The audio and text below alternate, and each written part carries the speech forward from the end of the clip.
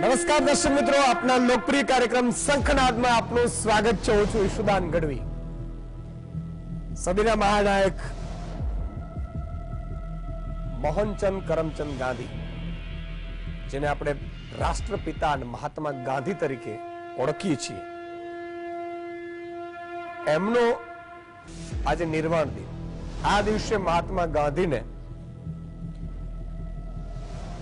એ સમયમાં તોપોથી સજ્જબોજ અંગ્રેજ સલ્તનત ગોળી નહોતું મારી શક્યું. એ પોરબંદરના મહામાનવ, આપણા ગુજરાતના પણોતા પુત્ર, એમને ભારતીય આ દિવસે 30મી જાન્યુઆરીએ ગોળી મારીને એમને હત્યા કરી દીધી. આજે એના ઉપર શંખનાદ કરવું છે. સદીના મહામાનવ, અહિંસા અને શાંતિના પૂજારી, મહાન વૈજ્ઞાનિક આઈન્સ્ટાઈન કહી ગયા કે આવનારી પેઢી એવું ભાગ્યે જ માની શકશે કે હાડ માંસના માણસે પૃથ્વી પર ખરેખર ડગલા ભર્યા, જેમનું જીવન જ એક સંદેશ છે. મારી વાણી એ જ મારું જીવન જ મારી વાણી. કવિવર રવિન્દ્ર ટાગોરે તેમને ભિક્ષુકના વેશમાં મહાન આત્મા કહ્યા, જેમણે ધનાઢ્ય કુટુંબમાં જન્મ લીધો, છતાં દેશના લાખો કરોડો ગરીબ લોકોના અવાજ બન્યા. સાહેબ, દેશના સ્વાતંત્ર્ય સંગ્રામના મુખ્ય નાયક. એટલે આજે વાત કરવી છે મોહનદાસ કરમચંદ ગાંધીની.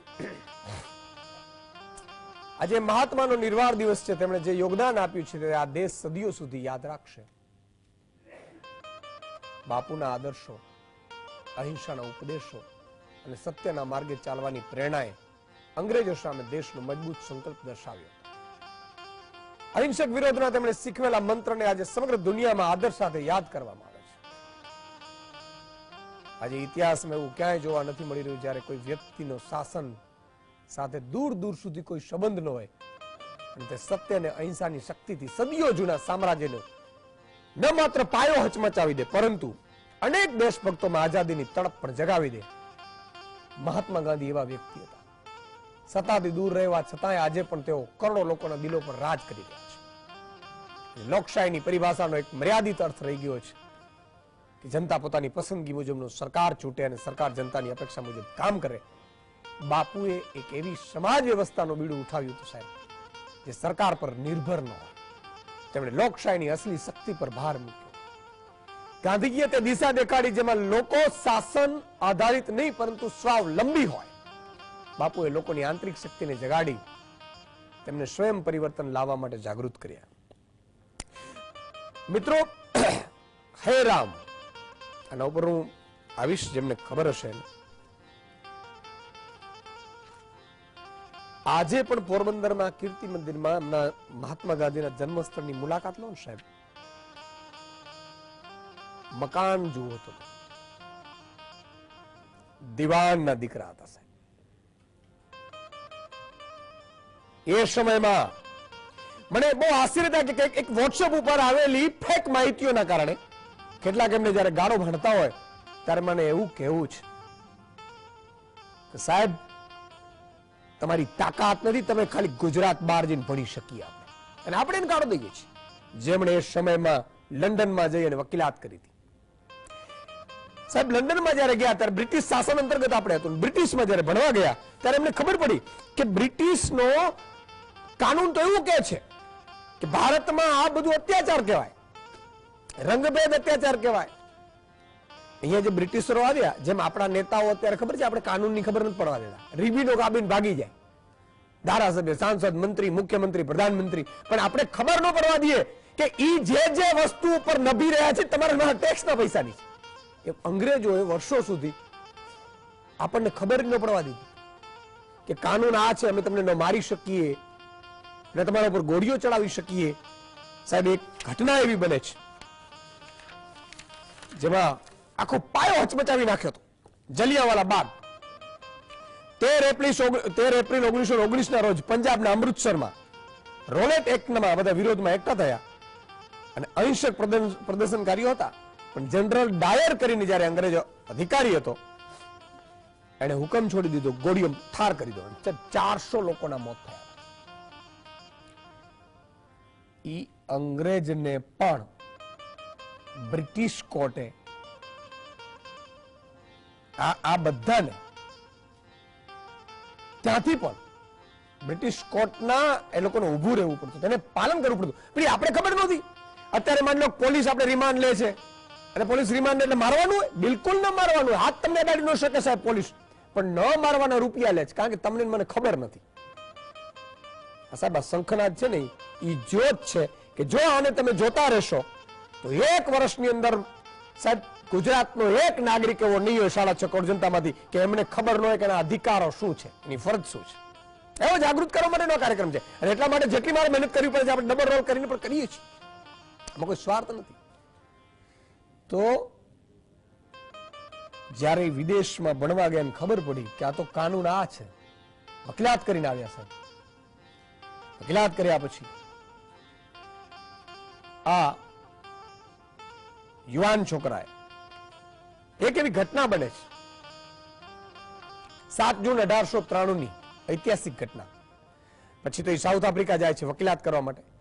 પણ એ દિવસે મોહનચંદ કરમચંદ ગાંધી દક્ષિણ આફ્રિકામાં વકીલાત કરવા ગયા હતા. ટ્રેનમાં તેમની પાસે ફર્સ્ટ ક્લાસની ટિકિટ હતી અને છતાંય તેમને રંગભેદની, ભાઈ તમે તો કાળા છો, રંગભેદની નીતિમાં માનતા ગોરાઓએ ટ્રેનના ડબ્બામાંથી બહાર ફેંકી દીધો હતો. અને આ ઘટનાને એક નવા ગાંધીને જન્મ આપ્યો હતો. કોઈ પણ સરકાર તમારા ઉપર અત્યાચાર કરે, કોઈ પણ અધિકારી અત્યાચાર કરે ત્યારે તમારા માયલાને જગાડવા માટે ઈશ્વર મોકલતા હોય છે. અને તે દિવસે એ મહાત્મા ગાંધીને ટ્રેનમાંથી ફેંકી દીધો. પહેલા એમ થયું કે આ તો યુવાન છે, પણ પછી એનામાં આગ લાગી કે ઓહો, જો સાઉથ આફ્રિકા દક્ષિણ આફ્રિકામાં આ ઘટના હશે તો મારા ભારતમાં આ ગોરાઓ શું અત્યાચાર નહીં કરતા હશે. અને પછી આવે છે મોહનચંદ કરમચંદ ગાંધીએ ધીરે ધીરે બધું વકીલાતો છોડી દીધી. અને ત્યારે જેમ આપણે શંખનાદ ચાલુ કર્યો એમ એમણે પણ યંગ ઇન્ડિયા નવજીવન એ સાપ્તાહિકો પાક્ષિકો ચાલુ કર્યા. અને એમાં લેખો લખતા હતા. અને એ લેખોનો ઉદ્દેશ્ય શું હતો કે એક તો અહિંસાના રસ્તે જવાનું છે. એને ખબર હતી આપણી પાસે કોઈ લાકડી સિવાય કઈ હતું નહીં. અંગ્રેજો પાસે એ સમયમાં પણ બંદૂકો, તોપો બધું હતું, આપણે પહોંચી નહીં શકીએ. એટલે એણે જાગૃત કર્યા લોકોને કે એકઠા થાઓ. અને સાહેબ મજાની વાત એ છે કે જેમ અત્યારે શંખનાદ જોવા માટે આખા ગામો ગામમાં લોકો ગોઠવાઈ જાય છે, એમ જ્યારે એ પાક્ષિકની અને સાપ્તાહિકની એક કોપી આવતી ને ત્યારે લોકોને ખરીદવાના પૈસા નહોતા ને, તો એ લોકો લેવા જતા હતા કે આજે મોહનચંદ કરમચંદ ગાંધીએ આપણા માટે શું કીધું છે, સંદેશો શું છે. તો કે એકતા, ગુલામી શું છે, અહિંસાથી ચાલવાનો છે, કોઈએ વિરોધ, બધા એકઠા થાવ. અને એક આઝાદીની મુવમેન્ટ છોડી દીધી, જાગૃતતા માટે મુવમેન્ટ છોડી દીધી. એ અંગ્રેજોને પોસાતી નહોતી. અને એટલા માટે એ મુવમેન્ટ છોડ્યા પછી મજાની વાત એ છે કે સાહેબ ધીરે ધીરે લોકો જાગૃત થયા. એક ઘટના એવી બને છે કે સૂટ બૂટમાં હતા, વકીલાત કરતા હતા, એ સમયમાં પણ ખૂબ કમાતા હતા. મારે એટલા માટે કેવું છે એમને કે એમને ગાળો દેનારાઓને ભગવાન સદબુદ્ધિ આપે કે જે એ સમયમાં સાહેબ બધું છોડીને આ દેશ માટે મહાત્મા ગાંધીજીએ સાહેબ એક માતાબેન દીકરી એક જાય છે ગામડામાં અને એમણે કીધું કે ભાઈ એક એમને માતાના એટલે એ સ્ત્રી, વહુ અને સાસુ બે હતી, બે ભેગી નહોતી આવતી. એટલે કે ભાઈ મારે બે ભેગી જોઈએ છે, મારે વાત કરવી છે બધાને, બે ભેગા કેમ નથી આવતા? કારણ કે સાડી એક જ હતી અને એક જ કપડે વીટેલાઈ હતી. અને તે દિવસે એને જોયું કે જો મારા ભારતની નારીઓ પાસે જો પહેરવાના કપડા ન હોય ને, તે દિવસે સૂટ બૂટ ઉતારી અને ઈ મોહનચંદ કરમચંદ ગાંધીએ સાહેબ ફેંકી અને ધોતી પહેરી હતી. વકીલાત, ઇંગ્લિશ ફૂલ પાવર એ સમયમાં કે તો ઇંગ્લિશમાં લખતા હતા. હું એટલા માટે કહી રહ્યો છું કે ઘણા લોકો બિચારા વોટ્સઅપ પર આવેલા અમુક વાહિયાત મેસેજોના કારણે મહાત્માને ગાળો દેતા અટકતા નથી. તમે કોઈને સાથ ન આપી શકો ને તો કાંઈ વાંધો નહીં. 3 પ્રકારના આત્મા હોય છે. આસુરી શક્તિ હોય, દેવી શક્તિ હોય, અને આસુરી શક્તિને આવા જ વિચાર આવે.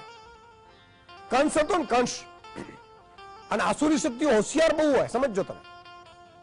કંસ એટલો હોશિયાર હતો એ સમયમાં સાહેબ, અને એમણે મથુરામાં એને ખબર પડી કે દૂધ અને દહીં ઉપર પણ ટેક્સ નાખી શકાય છે, કર નાખી શકાય છે, અને નાખ્યું હતું.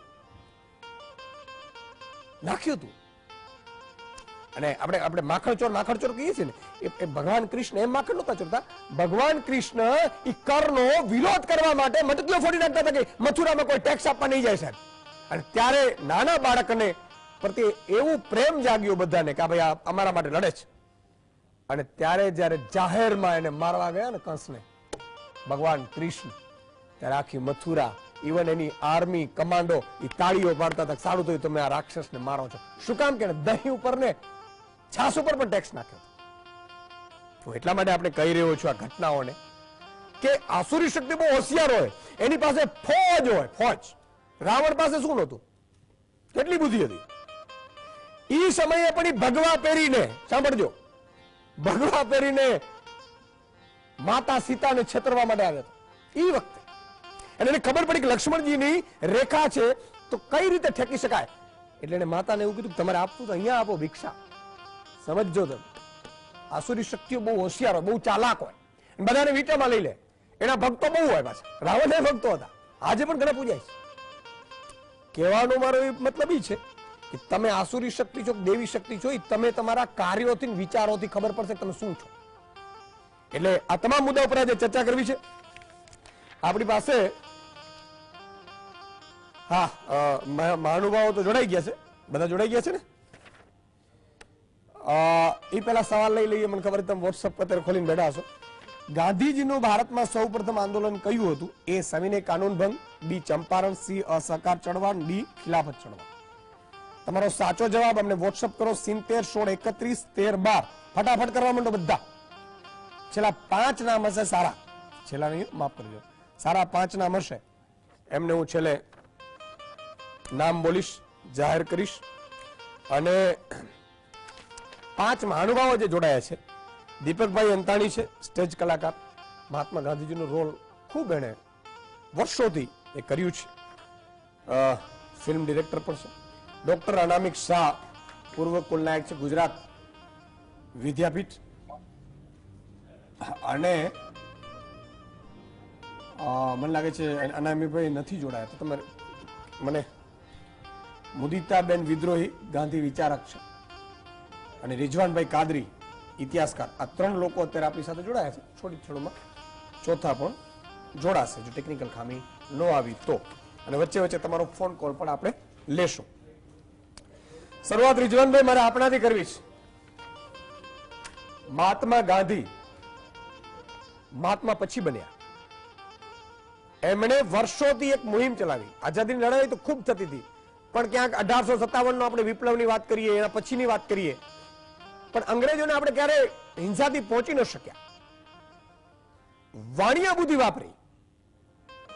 પોરબંદરના એક વણિક, હું જાતિ કાસ્ટમાં નથી એને પૂરવા માંગતા, પણ એમણે બુદ્ધિ વાપરી. સાહેબ, બુદ્ધિ વાણિયાની જોઈ. હા, એક વચ્ચે કહી દો કે માન લો કે કોઈ વેપાર કરવાનો ને, વેપાર તો બીજા કરે ને, એ ખોટ ખાય ને પછી ખબર પડે કે આ કરવા જેવું નહોતું. વાણિયાના દીકરાને પેલા ખબર પડે કે આ ધંધો ન કરે. આ હસવામાં રહેવાનું. અમુક વસ્તુ તમને મજા આવે એટલે તમામ પ્રકારના રસ મળવા જોઈએ. હાસ્ય રસ છે, કરુણ રસ છે, વીર રસ છે, એટલા માટે. તો રિઝવાનભાઈ તમારી પાસે આવવા માંગીશ. જી. ગાંધીજીએ 1915 જયારે ભારતના કિનારે પગ મૂક્યો ત્યારે એમણે ભારતીય પહેરવેશ પહેર્યો હતો. ઠંડીની ઋતુમાં તેઓ ઇંગ્લેન્ડ થી આવ્યા હતા.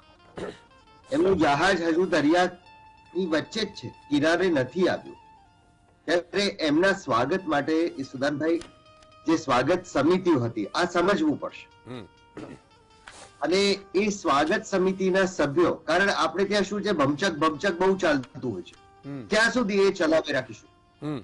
ગાંધીજી દક્ષિણ આફ્રિકાથી પોતાની એક પ્રિય ખુરશી લાવ્યા હતા, હું ફરી એના પર ભાર આપું છું, ખુરશી, ચેર. પણ એ ખુરશી કોઈ સત્તાની ખુરશી નહોતી, એમને ગમતી હતી, દક્ષિણ આફ્રિકા સાથે એમની યાદો જોડાયેલી હતી. એટલે એ સ્વાગતની ટુકડીઓ એમને લેવા માટે વહેલી સવારમાં SS અરેબિયા નામના જહાજ પર પહોંચી.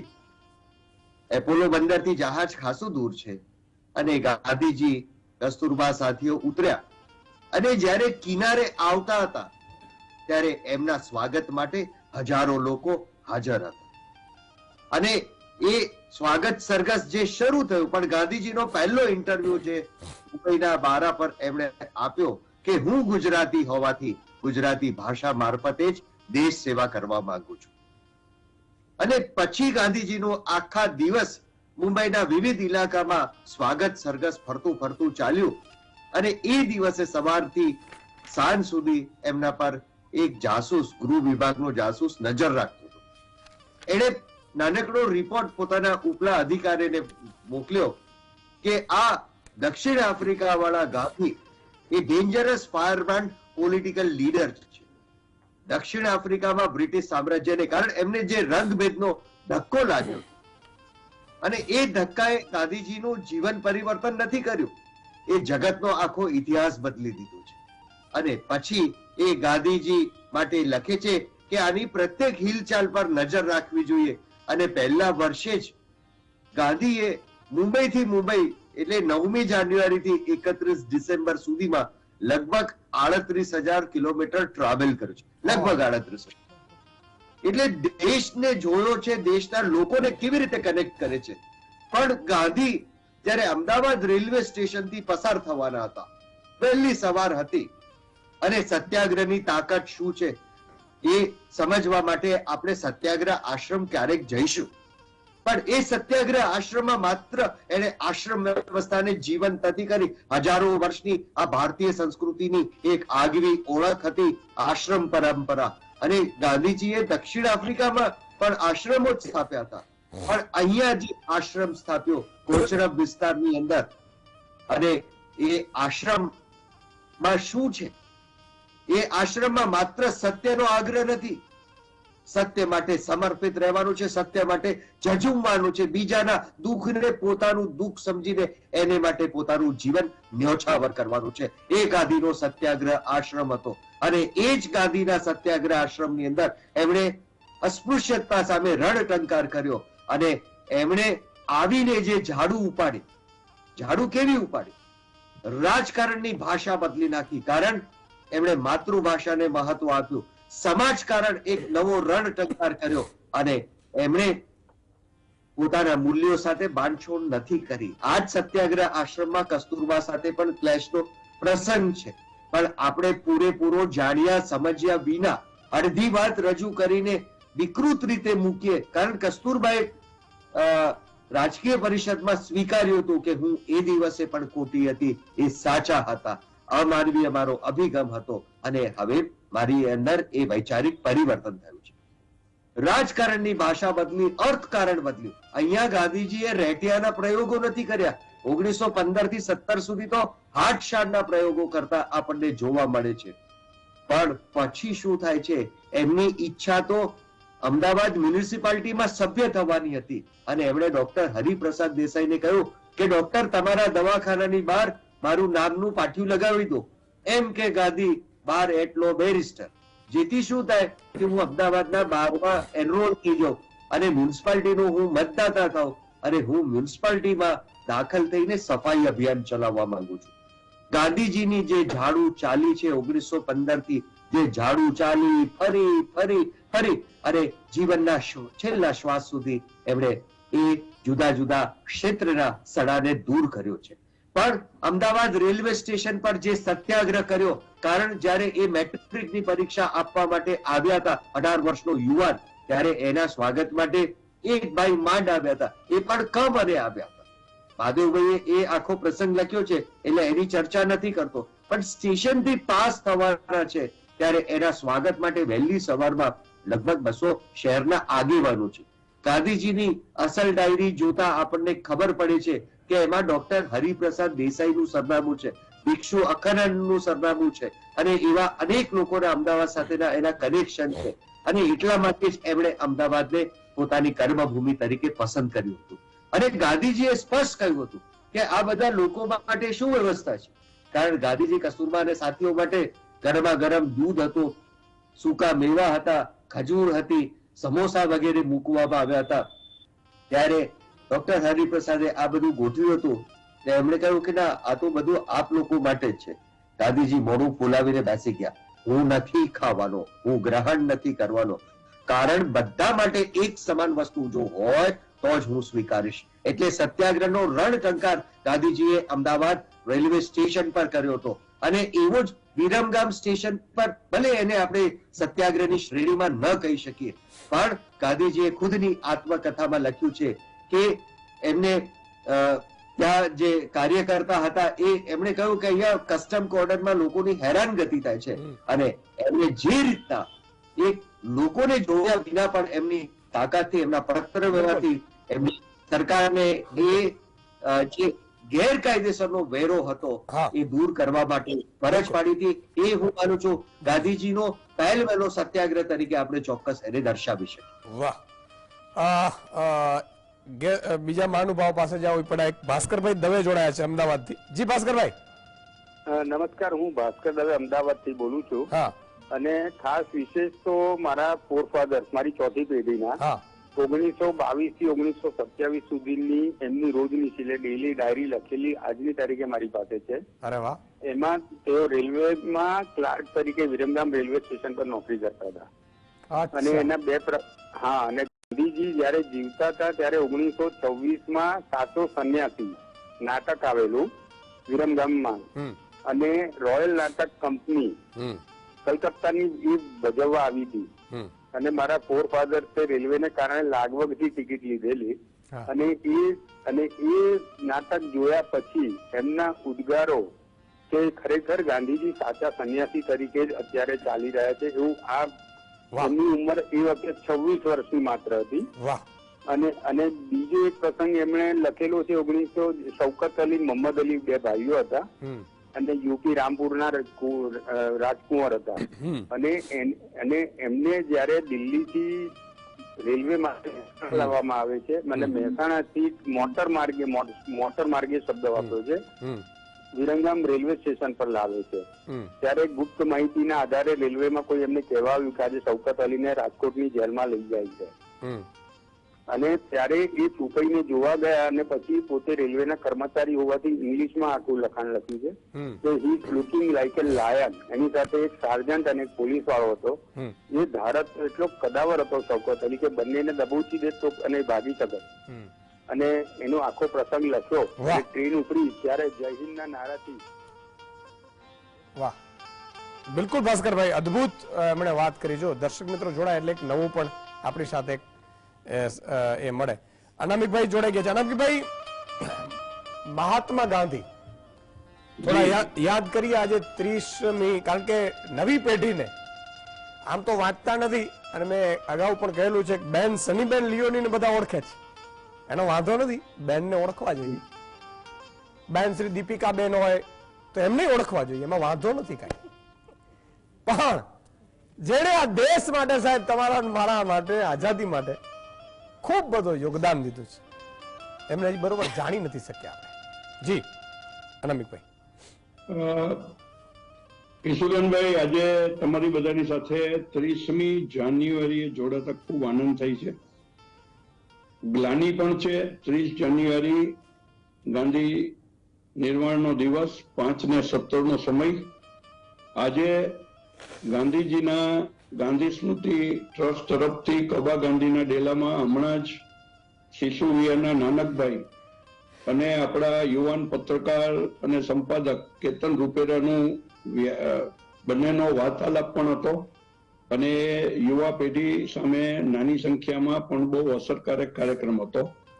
પણ જો હું મારા સ્મૃતિપટ ઉપર અને ઇતિહાસના નાનકડા અભ્યાસી તરીકે વિચારું છું તો મને એમ લાગે છે કે કેટલીક તવારીખો છે એ નવી પેઢીને ખબર નથી, અને એ લોકો સુધી આ વાત પહોંચવી જોઈએ. 1857 વિપ્લવ થયો. એ પછીના લગભગ 12 વર્ષે ગાંધીજીનો જન્મ થયો. 69 1869 માં. બરાબર છે. 1885 માં કોંગ્રેસની સ્થાપના કરી અને 1885 થી બંગાળની ચળવળ આપણી જયારે થઈ બંગભંગ 1905 ત્યાં સુધીનો અને એ પછીનો કોંગ્રેસનો સિલસિલો એવો રહ્યો કે આપણે સ્થાનિક સ્વરાજ્ય માગીએ, મર્યાદિત સ્વરાજ્ય માગીએ અને બ્રિટિશ સરકાર સાથે આપણે વફાદારીની ભાવના છે એ પ્રકારનો કોંગ્રેસનો એક સિલસિલો રહ્યો હતો. ગાંધીનું આગમન થયું 2015 માં. જાન્યુઆરીમાં જેમ ભાઈ રિઝવાને કહ્યું તેમ કોચરબ આશ્રમની શરૂઆત થઈ. ગાંધીજીના દક્ષિણ ભારતીય સાથીઓ, બીજા સાથીઓ અને પાછળથી હરિજન કુટુંબ પણ એમાં જોડાયું, જેનો બહુ જ ઐતિહાસિક બધી બાબતો થઈ છે. પણ ગાંધીજી જયારે હિન્દુસ્તાનમાં આવ્યા ત્યારે એમના રાજકીય ગુરુ ગોખલેજી એમને એમ કહ્યું હતું કે ભાઈ 1 વર્ષ સુધી તમે મૌન ધારણ કરશો, દેશનો પ્રવાસ કરો અને બધું સમજો. આપણે જાણીએ છીએ કે 2017 માં સાબરમતી આશ્રમ એની સ્થાપના થઈ અને સરદાર પટેલના હાથે ગુજરાત વિદ્યાપીઠના જમીનોનો દસ્તાવેજ થયો.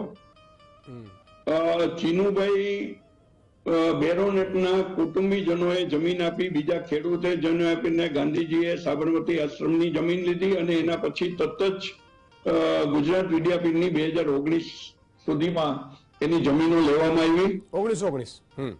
1919 માં એમાં દસ્તાવેજ જે છે એમાં લખ્યું છે ત્યારે સરદાર નહોતા.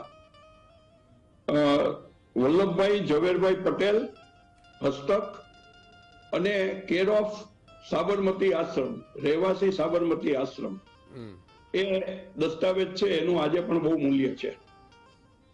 આ વચ્ચેના જે ગાળો છે એના વિશે મારે ખાસ વાત એટલા માટે ધ્યાન દોરવી છે કે ચંપારણનો સત્યાગ્રહ વચ્ચે આવી ગયો, પણ ગાંધીજીના 1 વર્ષનું જે મૌન હતું એ 2016 માં પૂરું થયું. 2000 મૌનની જે વાત છે 1 વર્ષ 2016 માં એમનું મૌન પૂરું થયું. અને બનારસ હિન્દુ યુનિવર્સિટીની સ્થાપના થઈ. પંડિત મદન મોહન માલવીયાએ એમને નિમંત્રણ આપ્યું. એની બેસન પણ હતા, વાઇસરોય પણ આવતા હતા. વાઇસરોય છે એ બોમ્બે આ બોમ્બ યુગથી બહુ ડરેલા હતા, એટલે બીતા પૂરી સંરક્ષણ સાથે આજના રાજકીય નેતાઓ જેવું સંરક્ષણ લે છે એનાથી અનેક ગણું સંરક્ષણ લોખંડી બંદોબસ્ત વચ્ચે આવ્યા. અને ગાંધીજીને જયારે પ્રવચન કહેવામાં આવ્યું ત્યારે એમણે માતૃભાષાની વાત કરી. એમણે રાજા મહારાજાઓને સોનાથી લદાયેલા હતા અને આ બધા સોનાનું અહીંયા શું કામ છે એવો પ્રશ્ન પૂછ્યો. અને ત્રીજી વસ્તુ, હિંસાગ્રસ્ત અને ક્રાંતિકારીઓની હિંસા ને કારણે ડરેલા લોકો છે એના પણ વાત કરી. અને બનારસ અને કાશીની ગલીઓમાં જે ગંદકી છે, કાશી વિશ્વનાથ મંદિર ને એની આજુબાજુમાં, એની પણ એમણે પહેલી જ વાર વાત કરી. અને ગાંધીજી જેમ જેમ વાત કરતા ગયા એમ સભા મંચ ઉપર બેઠેલા એની બેસન સહિતના લોકો એમ કહેતા ગયા કે ગાંધી હવે તમે બેસી જાઓ. અને સભામાંથી એવો અવાજ આવવા માંડ્યો કે નહીં ગાંધી તમે ચાલુ રાખો. ગાંધીજીએ બધી વાત કરી. પાછળથી વિદ્યાપીઠમાં હતો ત્યારે એક જગ્યાએ મને વાંચવા મળ્યું કે ગાંધીજીના આવા આકરા પ્રવચન અંગે પંડિત મનોહર માલવીયાનો શું પ્રતિભાવ હતો કે જેમણે એને નિમંત્રણ આપ્યું હતું. પણ પંડિતજીનું નામ જ મહામના હતું, મહામના પંડિત માલવીયા. એટલે માધવભાઈએ જેલમાંથી એક નોંધમાં લખ્યું છે કે મેં બાપુને આ પ્રશ્ન પૂછ્યો અને બાપુએ કહ્યું કે મારા પ્રવચનથી માલવીયાજી ખુશ હતા. અને આ એક બહુ મોટી સીમાચીન વાત છે. બિલકુલ બહુ જ મોટી વાત કરી અનામિકભાઈએ. એક નાનકડા વિરામનો સમય છે દર્શક મિત્રો, તુરંત આવીએ છીએ, ક્યાંય જતા નહીં, વિરામ બાદ તુરંત મળીએ છીએ.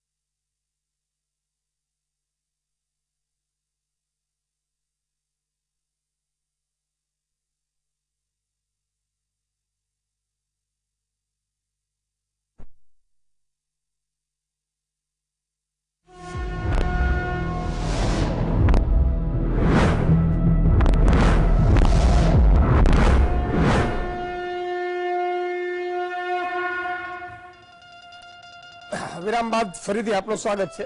આમ તો નાનકડો એક વિરામ મારે લેવો પડે છે, બાકી મહાત્મા ગાંધીજી જયારે આ પત્રો શરૂ કર્યા ને જનજાગૃતિ માટે, ત્યારે એને જાહેરાત લેવાની ના પાડી કે આપણે જાહેરાત લેવાની થતી નથી. જાહેરાત લઈએ તો દબાવે એમ કે ભાઈ આ દેખાડ, આ છાપ તો ટીવી બી હતા ને, આ છાપજો, આ નો છાપજો, અમારી વિરુદ્ધ નો છાપજો. હમણાં અનામિકભાઈ એ વાત કરી કે જેની વસ્તુ મેં જોયું કે આ સોના પહેરવાની ક્યાં જરૂર હતી સાહેબ, અત્યારે આપણા નેતાઓ નથી કરતા, ખર ઉતરે. એટલે સાચા સાચું કહેવાની હિંમત રાખે છે. એક દર્શક મિત્ર લો, પછી મહાનુભાવો તો આગળ વધીએ છીએ. કલ્પેશભાઈ જુનાગઢથી. જી કલ્પેશભાઈ. હાલો, જય માતાજી સુંદરભાઈ. જય માતાજી. જય માતા, જય માતાજી. આજે મહાત્માને આજે સદસદ કોટી નમન.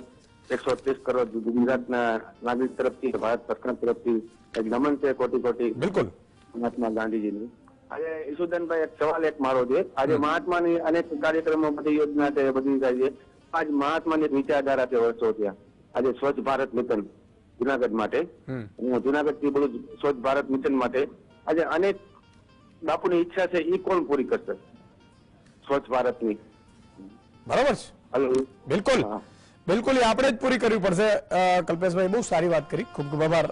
કે ભાઈ આ કોણ પૂરું કરશે, એ આપણે જ કરવું પડે.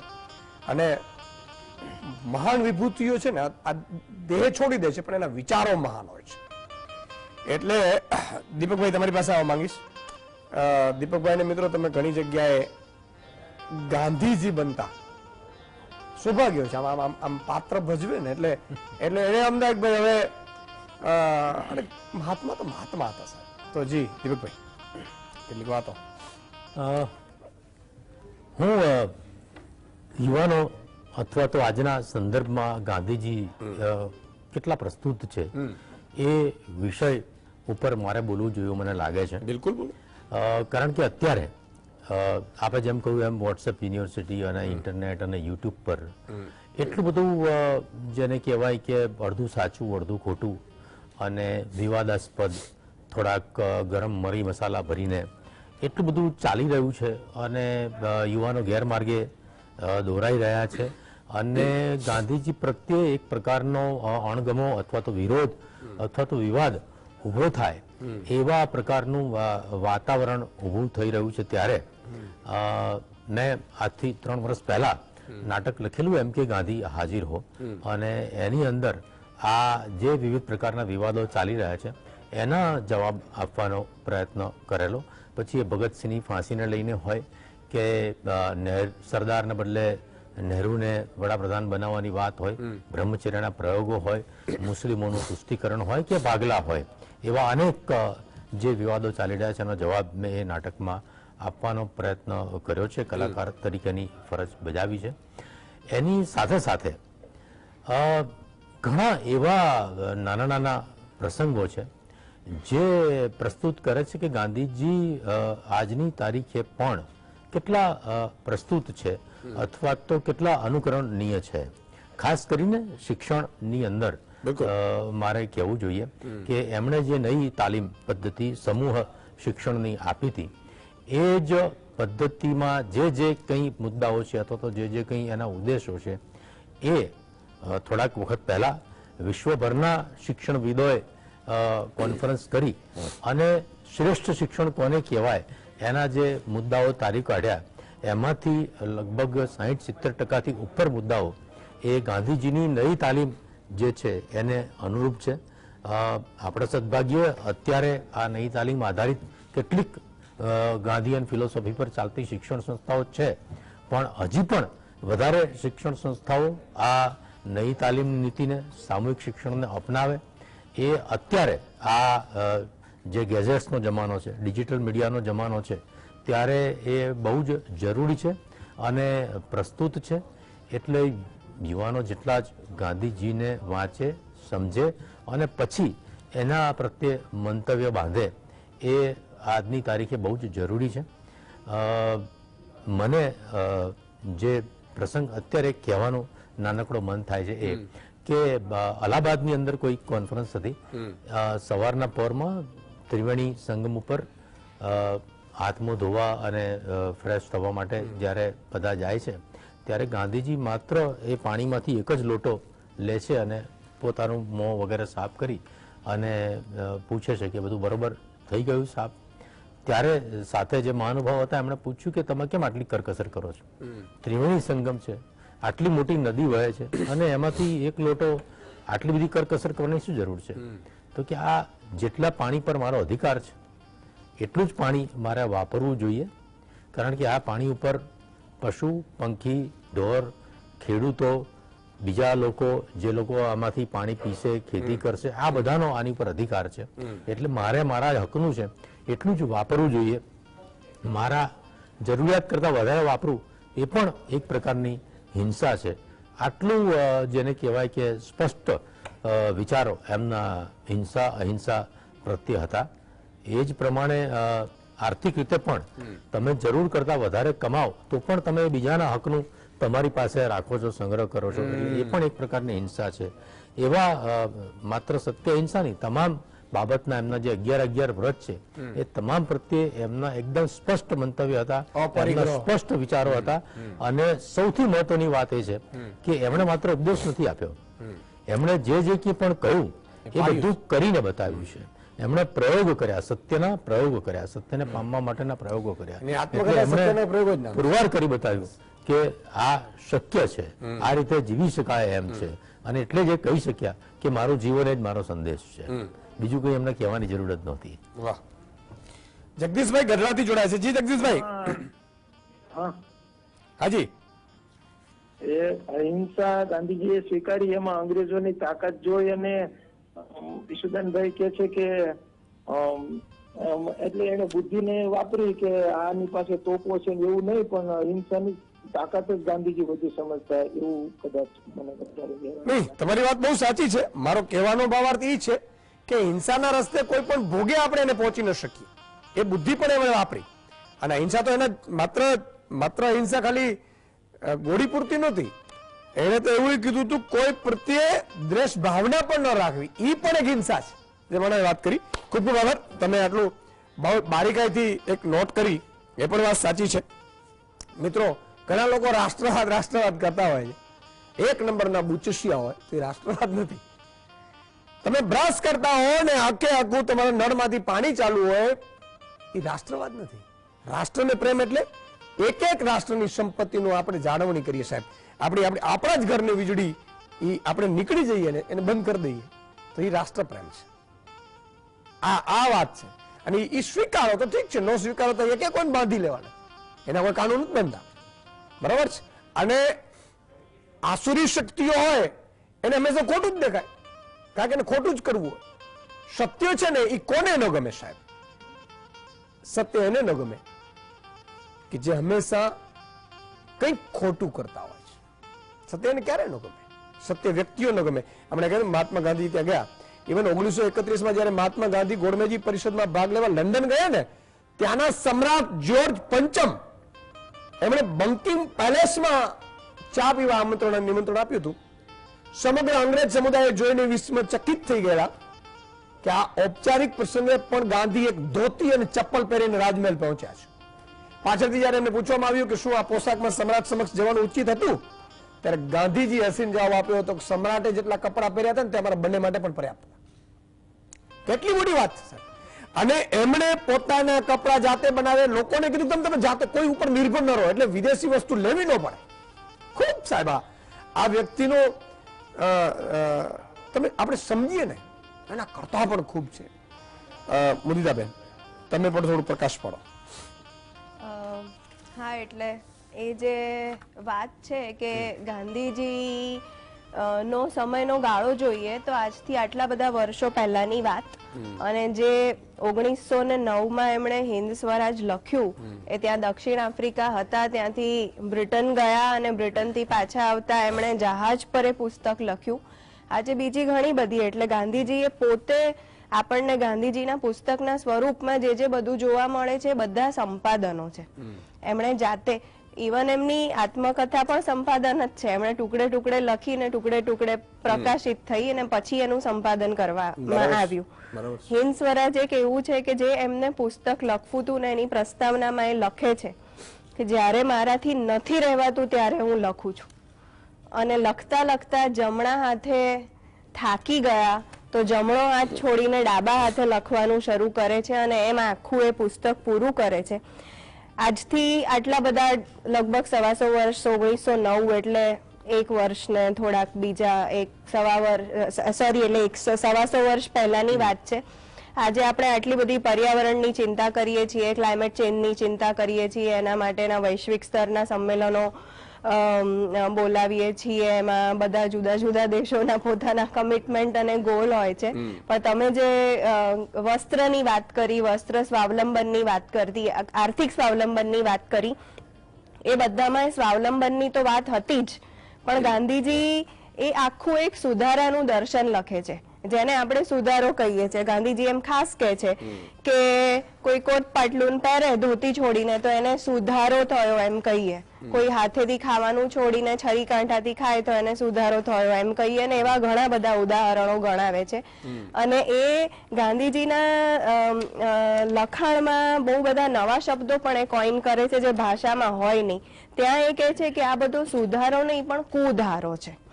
અને પછી એ કહે છે કે જો આ જ રીતે જો પશ્ચિમ જેમ જીવે છે, પશ્ચિમના દેશો જેમ જીવે છે, એમ જીવવાની જો આપણે અભિલાષા સેવીશું ભારત દેશ તરીકે, ભારત દેશના લોકો તરીકે, તો એ રીતે જીવવા જતા તો એક તીડનું ટોળું આવે અને ખેતર પર બેસે અને જતું રહે ને આખું ખેતર સાફ થઈ જાય, એવી રીતે આખી પૃથ્વીના તમામ સંસાધનો પૂરા થઈ જશે.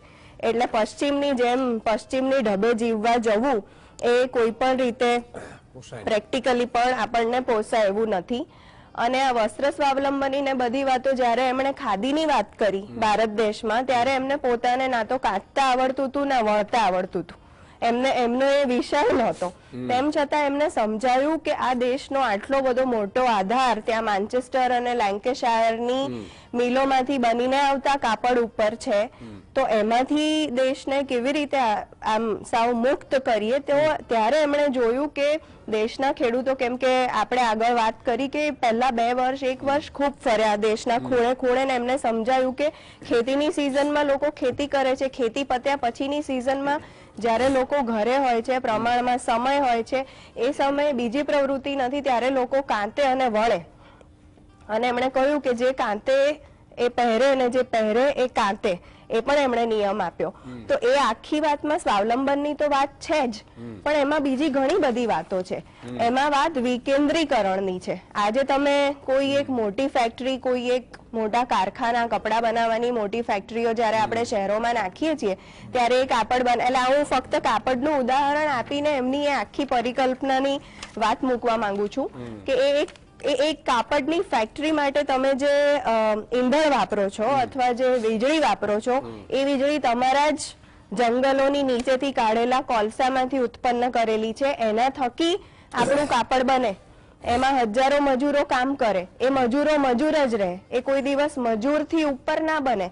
જે મૂડી કમાય એમાંથી કારખાનાના માલિકો, એ મૂડી તો એમના જ હાથમાં રહે અને મજૂરોના હાથમાં બહુ જૂજ કંઈક જાય. અને મજૂર પણ મજૂર રહે, એનાથી વધારે સ્કિલફુલ માણસ કોઈ દિવસ બને નહીં. એ ગામડામાંથી સ્થળાંતર કરીને શહેરમાં આવે, ફેક્ટરીઓની આસપાસ ઝૂંપડપટ્ટીઓમાં રહે, પછી એ ઝૂંપડપટ્ટીઓ માટે તમે ત્યાં પોલીસ રાખો, પછી આ રાખો, એ બધાનો મ્યુનિસિપાલિટી પર જે બોજો આવે એ બધો જ પાછો નાગરિકોના ટેક્સમાંથી ભરાય. એટલે ફેક્ટરીમાંથી બનેલું જે કપડું આપણને સસ્તું લાગે છે એ ખરેખર એનો જે બીજો બધો ખર્ચો છે આપણે બીજી બધી રીતે જુદી જુદી જગ્યાએ આપતા હોઈએ છીએ. એટલે આ આખી એક વિકેન્દ્રિત અર્થવ્યવસ્થાની વાત ગાંધીજીએ કરી ખાદી દ્વારા, અને આખું એ પછીના જે તમામ આંદોલનો ચાલ્યા એ આંદોલનોની વચ્ચેના બધા જ ગાળાઓને એમણે રચનાત્મક કાર્યોમાં નાખ્યા અને રચનાત્મક કાર્યો સાથે આંદોલનોને જોડ્યા. બિલકુલ. ફરીથી રિઝવાનભાઈ તમારી પાસે આવું છું. હવે ટર્ન છે એ સવા બે મિનિટનું આપણું છે, અને મહાત્મા ગાંધીની એવી વાતો કે જ્યાં દર્શકો સુધી પહોંચાડવા જેવી લાગે એવી આપણે ફરીથી એક ટર્ન લઈ લઈએ. જી રિઝવાનભાઈ. મારી સૌને નમ્ર વિનંતી કે કોઈની વાત સ્વીકારવાની નહીં, મારી પણ વાત તમારે માનવાની નહીં, પણ તેના બદલે તમને મૂળ આધાર સુધી જાઓ. તમે ગાંધીજીના સાપ્તાહિકો જુઓ, ગાંધી સાહિત્ય આજે વિવિધ વેબસાઇટ ઉપર, જે ઓફિશિયલ વેબસાઇટ છે, ખાસ કરીને ગાંધી હેરિટેજ પોર્ટલ, એના પર ઉપલબ્ધ છે. એ જુઓ, વાંચો, જાણો, અને એમાંથી આગળ પાછળના સંદર્ભો દૂર કરીને એક પર્ટિક્યુલર લાઈન આપણી સામે રજૂ કરવામાં આવે છે એ ન વાંચો, અને તેના બદલે તમે પહેલા તો એને શકની નજરે જો. કોઈની વાત માની લેવાની જરૂર નથી. હું તો કહું છું, મારી વાત પણ નહીં માનવાની. બરાબર છે. તમે પૂછો, મારી પાસે પણ તમે સત્યાંશ એને સત્યના એરણ પર ચકાસો, અને એ પછી તમને ખ્યાલ આવશે કે જેટલી વખત તમે બાપુની આત્મકથા વાંચશો, ગાંધીજીની આત્મકથા ધારાવાહિક સ્વરૂપે ચોક્કસ પ્રસિદ્ધ થઈ હતી, પણ કોઈ બીજાએ સંપાદન નહોતું કર્યું. એમણે ખુદે જ એમના નામથી એનું પ્રકાશન થયું હતું 1927 અને 29માં 2 ભાગમાં. એટલે મારી પાસે મૂળ આત્મકથા જે છે 27 અને 29માં પ્રસિદ્ધ થયેલી, તો વર્તમાન આત્મકથામાં શું દૂર કરવામાં આવ્યું છે એ પણ એક સંશોધનનો વિષય છે. ક્યારે દૂર થયું, શું થયું, ગાંધી સાહિત્ય સાથે કેવા ચેડા થાય છે, કેવી રીતે વિકૃત રીતે રજૂ કરવામાં આવે છે, એને માટે તમારે મૂળ આધાર સુધી જવું પડશે. આપણે જાણ્યા પીછાણ્યા વિના હું તમને કહીશ કે ગાંધીજી વકીલ તરીકે નિષ્ફળ ગયા હતા, પણ એ સદંતર ખોટી વાત છે. કારણ એ અસીલોના કેસ કોર્ટમાં જાય એ પહેલા જ એમની વચ્ચે સમાધાન કરાવી દેતા હતા, અને એને કારણે ઘણી વખત અસીલો ફી નહોતા ચૂકવતા, પણ એ કહે છે કે હું અંતરાત્માની દ્રષ્ટિએ સફળ થયો છું, ભલે દુનિયાની દ્રષ્ટિએ હું નિષ્ફળ ગયો છું. એટલે તમે પૂરું વાંચો, જાણો, પીછાણો, પરખો, અને પછી કોઈ પણ વિધાન તો અસ્થાને છે. બહુ સાચી વાત કરી. જી અનામિકભાઈ. બે ત્રણ વસ્તુ મારે ધ્યાન દોરવી છે. બિલકુલ. અને મને લાગે છે કે બધાને એમાં થોડોક રસ પણ પડશે. રિઝવાનભાઈએ જે વાત કરી ગાંધી હેરિટેજ પોર્ટલ, એની ઉપર ખૂબ જ માહિતીઓ છે, ઓથેન્ટિક માહિતી છે. યુવાનો વોટ્સએપ યુનિવર્સિટીમાં જવાને બદલે જો મૂળ ગાંધી સાહિત્ય અને ગાંધી વિચાર એને સંદર્ભની સાથે સમજે તો જ એનો સાચો ખ્યાલ આવે. અને આપણે ઘણા બધા લોકો આપણા જાણે છે કે ગુજરાત વિદ્યાપીઠ અને ભારત સરકાર બે સાથે મળીને કેટલાક વર્ષોથી કલેક્ટેડ વર્કશોપ મહાત્મા ગાંધી એની સર્ચેબલ ડીવીડી અને પેન ડ્રાઈવ બનાવેલી છે. અને એમાં પણ આપણે દીનાબેન પટેલ જે એમના પિતાશ્રી ચીના પટેલ અને ત્યારના મહાનુભાવોએ નહેરુ, રાજેન્દ્ર પ્રસાદના બધાના આયોજનથી સંપૂર્ણ ગાંધી વાંગ્મય, કલેક્ટેડ વર્કશોપ મહાત્મા ગાંધી અને ગાંધીજીનો અક્ષરદે, લગભગ 100 વોલ્યુમ, ક્યાંક ઓછા છે, એને અંગેનું કામ થઈ રહ્યું છે. અંગ્રેજીમાં સર્ચેબલ ડીવીડી અને એ બધા માટે ઉપલબ્ધ છે. ગાંધી પોર્ટલ ઉપર પણ છે. કોઈ પણને ગાંધીના અભ્યાસની જરૂર પડે, એના વિચારની જરૂર પડે તો ત્યાંથી જઈ શકે છે. એવી જ રીતે જે સંપૂર્ણ ગાંધી વાંગ્મય છે એનું કામ અત્યારે દીનાબેન અને એમની સાથે રહેલી આખી એની ટેકનિકલ ટીમ અને ગાંધી રિસર્ચ ફાઉન્ડેશન જળગાંવની મદદથી કામ થઈ રહ્યું છે. આપણા વાચકોને માટે આ એક મોટી વસ્તુ છે, કારણ કે એમાં 30,000 પાનાઓમાં ગાંધીજીએ લખેલા પત્રો ના એમાં નાના નાના અંશો આવેલા છે અને ચોક્કસ વિષય સાથે છે. એટલે ગાંધીજીને સમજવા માટે આપણને બહુ જ મોટો પટ અને વિશાળ પટ આ પત્રોના માધ્યમથી પણ મળી રહ્યો છે. બિલકુલ. અને એનો પણ બધા ઉપયોગ કરી શકે. વાહ. ગાંધીને સમજવા માટે અને ગાંધીની આઝાદી પછી જે આપણે કેટલીક વસ્તુઓ ન અપનાવી શક્યા એમાં શિક્ષણની આપણે વાત કરી. એવી જ વાત છે એ જે એમણે આરોગ્યની બાબતમાં કરેલી હતી. ગાંધી તો વૈજ્ઞાનિક હતા, એમણે આરોગ્યના ખૂબ પ્રયોગો કર્યા હતા.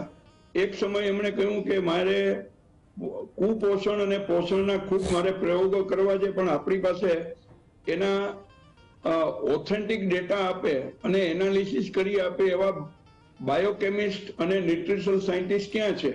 મારે એમની જરૂર છે.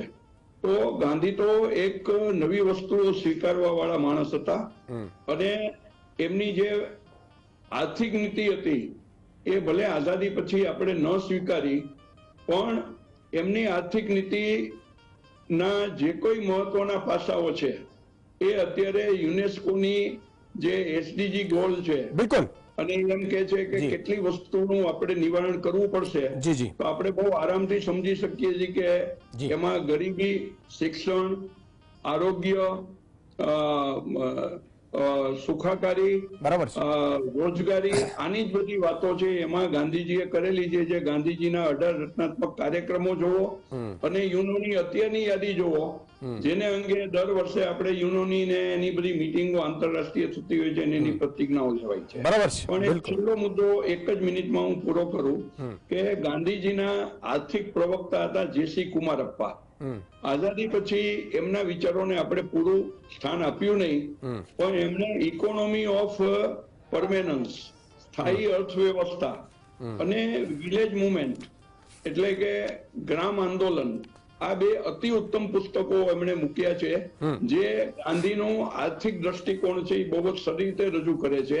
અને એવી જ રીતે ગાંધીના ગ્રામ સ્વરાજ ને કેવી રીતે આગળ લઈ જવાય એને માટે 80ના દાયકામાં ડોક્ટર કરુણાકરન કે જેમણે 3 વાર 3 યુનિવર્સિટીમાં વાઇસ ચાન્સલર તરીકે રહ્યા હતા અને ચિત્રકૂટમાં પ્રયોગો કરી અને એક ઉત્તમ પુસ્તક તૈયાર કર્યું છે જે પણ આપણને ઉપલબ્ધ છે, રૂરલ ઇકોનોમિક ઝોન. જેમાં ગાંધીનું ગ્રામ સ્વરાજ કેવી રીતના લાવી શકાશે એની પૂરેપૂરી કલ્પના 87 પણ આપણે કમનસીબી છે કે આજે એનો અભ્યાસ આપણે કરી નથી શકતા. અમિતભાઈ બહુ જ વાત સાચી છે. ગાંધીજીના વિચારોને પણ જો અમલમાં મૂકીએ તો જીવનમાં, રાજ્યમાં, ગામમાં, તાલુકા, જિલ્લામાં પણ ફાયદો થાય એમ છે. સંજીપ માજી, દીપકભાઈ, મારી એ જ કહેવાની વાત છે કે આપણે ગાંધીજીએ વાંચનનો વિષય ઓફકોર્સ છે, અભ્યાસનો વિષય પણ ઓફકોર્સ છે, પણ ગાંધીજી એ વિચાર જે છે એ આચરણનો વિષય છે. એટલે આપણે આચરણમાં કેટલા ગાંધીજીને મૂકી શકીએ એની શરૂઆત આપણે કરી દેવી જોઈએ.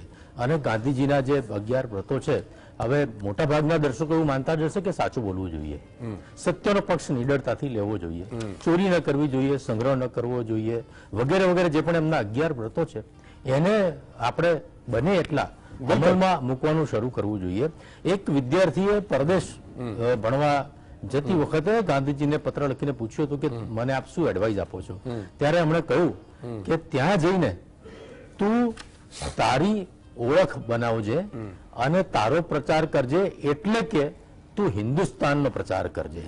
એટલે અત્યારે જેટલા પણ લોકો પરદેશ છે એ બધા માટે આ એક વાક્ય કે તમે જ્યાં છો ત્યાં તમારી ઓળખ એ હિન્દુસ્તાન છે અને હિન્દુસ્તાનની સંસ્કૃતિ અને સંસ્કારનો તમે ત્યાં પરિચય આપતા રહો અને પ્રચાર કરતા રહો.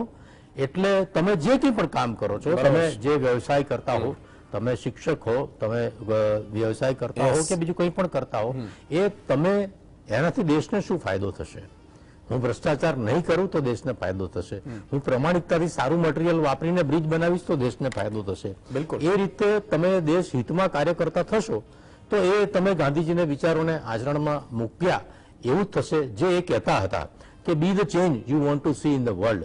તમારે જેવી દુનિયા જોઈએ છે એના માટે તમારે સરકારને કે બીજા કોઈને ગાળો આપવાની જરૂર નથી.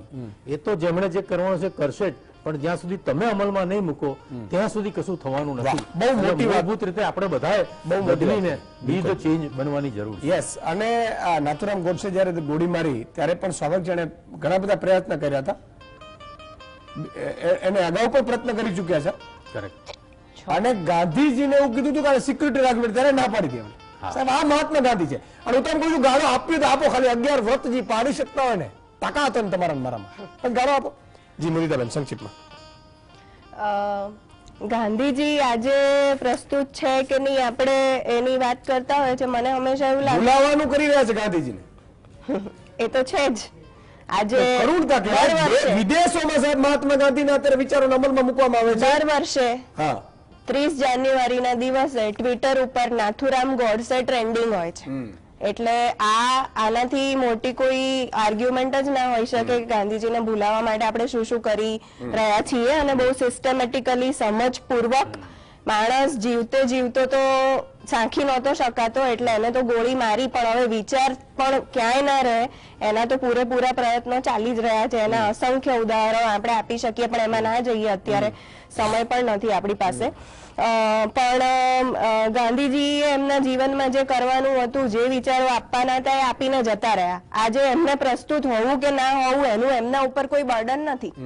એટલે આપણે વારે વારે એની ચર્ચા કરવી કે એ પ્રસ્તુત છે કે નહીં, આજે છે કે નહીં, કાલે હતા કે નહીં, ફલાણા વિષયમાં છે કે નહીં, ઢીકણા વિષયમાં છે કે નહીં. ગાંધી એ હિયર એન્ડ નાવનો વિષય નથી, એ એક લાંબી વિચારધારા છે. એટલે એને એવી રીતે સંપૂર્ણ સ્વરૂપમાં જોવી જોઈએ. અને વિશેષ કરીને આપણે આજે યુવાનો વિશે બહુ વાત કરી તો એ છે કે ગાંધીજીને આપણે એક બહુ મોટો પેલો ઓપ આપી દઈએ છીએ કે બહુ મોટા માણસ, મહાત્મા, સંત, એના જેવા ના થવાય. વ્રત એ શબ્દ જ પોતાનામાં બહુ અઘરો શબ્દ છે, એટલે એવું લાગે કે 11 વ્રત કેમ પાળવા, પણ એ બધું જ ભૂલીને આજની વર્તમાનની આપણે જેટલી પણ સમસ્યાઓની ચર્ચા કરીએ છીએ ગાંધીજીને સાઈડમાં મૂકીને, જેટલી પણ દેશની અને વૈશ્વિક, એ બધી જ સમસ્યાઓના જવાબ શોધવા માટે પરાણે ના ઈચ્છા હોય તોય આપણે ફરી પાછા ગાંધી પાસે જવું પડે છે. એ લેન્સથી ગાંધીને ફરીથી જોઈએ અને ફરીથી સમજીએ. એના કરતા મોટી વાત એ છે કે ગાંધીજી તમને મને ફાયદો કરાવે એમ છે. સમજો, ગાંધીજી અસમાનતાની વાત કરી દીપકભાઈ. હવે 5 ઉદ્યોગપતિનો જ વિકાસ હતો ને આપણે તાળીઓ પાડીએ છીએ, એટલે તમારા ઘરે વિકાસ છે એવી વાત કરી છે. હું જાહેરમાં કહું છું કે એક ઈસુદાન ગઢવીનો જ વિકાસ થાય એવું નહીં ભાઈ. અપરિગ્રહ આપણે જોતું હોય એના કરતા વધારે નહીં રાખવાનો. અને ગાંધીની સાહેબ એ જ ગાળો આપતા હોય છે નકલી બનીને અધિકારી બની ગયા હોય, જેને બ્રિજ ખાઈ ગયા હોય, બ્રિજમાં કટકી. એને તો ગાંધી ક્યાંથી ગમે સાહેબ? એને પોતાની આત્મકથા સત્યના પ્રયોગો લખી છે, સત્યના પ્રયોગો કીધા છે. એટલે કહેવાનો મારો ભાવ છે કે તમે એના વિચારે જો સરકાર, કોઈ પણ સરકાર અમલ લાવે ને સાહેબ 1 વર્ષની અંદર, હિન્દુસ્તાન ન માત્ર, કારણ કે સમૃદ્ધ તો ખૂબ છીએ આપણે, પણ 80% સંપત્તિ છે એ માત્ર 2 થી 5% લોકો પાસે છે. અને એને હજી પણ આપણે પધરાવતા રહીએ છીએ, તાળીઓ પાડીએ છીએ. શરમ આવવી જોઈએ આપણે કે તમારા મારા દીકરા માટે કઈ સારી સ્કૂલ નથી બની રહી, સારી હોસ્પિટલો નથી બની રહી, અને આપણે તાળીઓ પાડીએ છીએ જે લોકો બધું ભેગું કરી રહ્યા છે.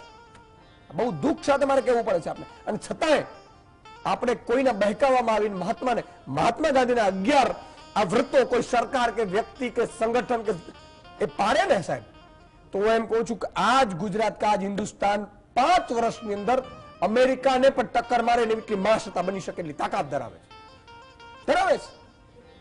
વિચારો આપણે ન અમલમાં લાવીએ અને બુચસિયાઓને આગળ કરીએ એટલા માટે એને ભૂલાવવામાં આવે છે. ઇવન હું તો એમ કહું છું મોહમ્મદ અલી જીના રાજકોટના લોણ સમાજમાંથી એમણે ધર્મ પરિવર્તન કર્યા, એ પણ મૂળ વંથલી. પોરબંદર વંથલીનો બહુ ફરક નથી. 2 રાષ્ટ્રો, એને પાકિસ્તાન કર્યું, પાકિસ્તાનનું સર્જન કર્યું, પછી એ પણ પસ્તાણા છે. એટલે કહેવાનો મારો ભાવાર્થ એ છે મિત્રો કે સમજીએ, જાણીએ અને સત્યને સ્વીકારીએ. અને મહાત્મા ગાંધીજીને આજે કોઈ ફરક નહીં પડે. એના વિચારો જો અમલમાં લાવીશું તો માની લો કે તમને અત્યારે જમીન નથી મળતી તો જમીન મળે, તમને ઇન્કમમાં ભાગ મળે તો ઇન્કમ મળે, તમારા ઉપર ટેક્સ ઓછું લેવાય, ઉદ્યોગપતિઓ પર વધારે ટેક્સ લે. આ મહાત્મા ગાંધી કીધું છે, તમે ખોટું શું છે? પણ એના પેઇડ 5 લોકોને એની પાસે રૂપિયા હોય, આવકની અસમાનતા જો રદ કરી દેવામાં આવે, હું એમ કહું છું તમારા મારા ખાતામાં અત્યારે કઈ સંપત્તિ મળી જાય એમ છે. આ સ્થિતિ છે. પણ સમયનો અભાવ છે. 4 મહાનુભાવો, દીપકભાઈ, અનામિકભાઈ, મુદ્રિતાબેન અને રિજવાનભાઈ, 4 નો ખૂબ ખૂબ આભાર. અને મેં તો સવાલનો જવાબ લઈ લઈએ. ગાંધીજી ભારતમાં સૌપ્રથમ આંદોલન ક્યાં કર્યું હતું? ચંપારણ છે બી. સાચો જવાબ આપનાર છે કાલિદાસભાઈ સુતરિયા ડીસા, વિજયસિંહ ઠાકોર અમદાવાદ, લાખાભાઈ કાગવડિયા જામરાવલ, હાર્દિક સાંકડિયા રાણપુર અલમપુર રાણપુરના, ને રામદેવભાઈ ગઢવી બાઈ ગામ ખંભાળિયા જામ ખંભાળિયા. એટલે આ 5 દર્શકો, આમ તો ઘણા બધા આવ્યા, પણ તમારા બધાના નામ તો ન લેવાય. મારું ખાલી એટલું જ છે કે આપણે જાણીએ, સમજીએ. અને હું તો એમ કહું છું કે કોઈનું ખરાબ કરવા કરતા, સાહેબ છેલ્લે કર્મનો સિદ્ધાંતની વાત કરું છું, તમે કોઈનું ખરાબ વિચારશો, કોઈનું ખરાબ કરશો તો તમારે ભોગવવું પડશે, તમારે તમારા સંતાનને.